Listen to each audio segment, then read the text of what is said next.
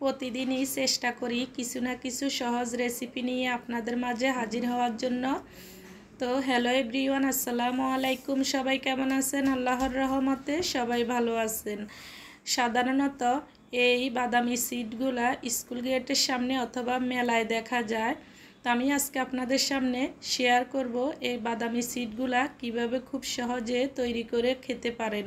তো প্রথমে আমি চুলায় একটা ফ্রাই প্যান বসিয়ে দিলাম।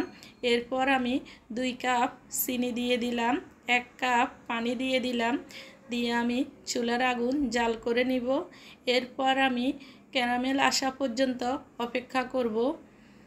তো এভাবে আমি অনবরত নাড়তে নাড়তে যখন এইভাবে ক্যারামেল হয়ে গেছে, এরপর এই পর্যায়ে আমি 2 কাপ ভেজে নেওয়া বাদাম দিয়ে দিব। তো এভাবে আমি নাড়তে নাড়তে যখন খুব সুন্দর ক্যারামেল হয়ে গেছে, এ পর্যায়ে আমি চুলার আগুনটা নিভিয়ে দিব। তো আমি চুলার আগুনটা বন্ধ করে দিলাম। এরপর আমি একটা ট্রে নিব। এই ট্রের মধ্যে আমি তেল ব্রাশ করে নিলাম। এরপর আমি গরম গরম অবস্থায় এই বাদামি সিডগুলো আমি ঢেলে দিব।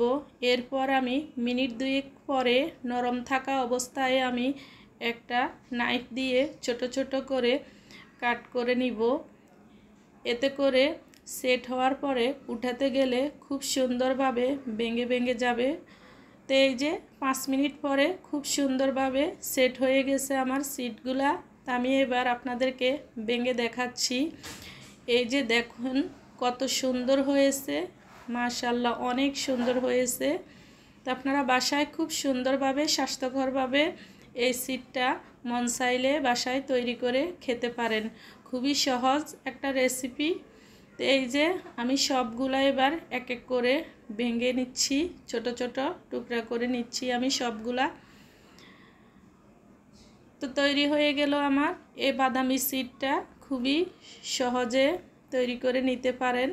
তো আপনাদের থেকে যদি ভিডিওটা ভালো লাগে প্লিজ একটা লাইক দিবেন, একটা শেয়ার করবেন। আর এতক্ষণ পর্যন্ত আমার সাথে থাকি আমার ভিডিওটা দেখার জন্য সবাইকে ধন্যবাদ। আল্লাহ হাফেজ। দেখা হবে, কথা হবে পরবর্তী ভিডিওতে। ততক্ষণ পর্যন্ত আপনারা সবাই ভালো থাকবেন, সুস্থ থাকবেন। বেশি বেশি করে আমার জন্য দোয়া করবেন। আমিও আপনাদের জন্য দোয়া করি সবাই যেন ভালো থাকেন। তো এই নিয়ে আমি ভিডিওটা শেষ করছি। এই যে এতটা সুন্দর হয়েছে, মাশাআল্লাহ মাশাআল্লাহ, কি বলবো আর, আপনারা দেখে বুঝতে পারতেছেন কতটা সুন্দর হয়েছে। আল্লাহ হাফেজ।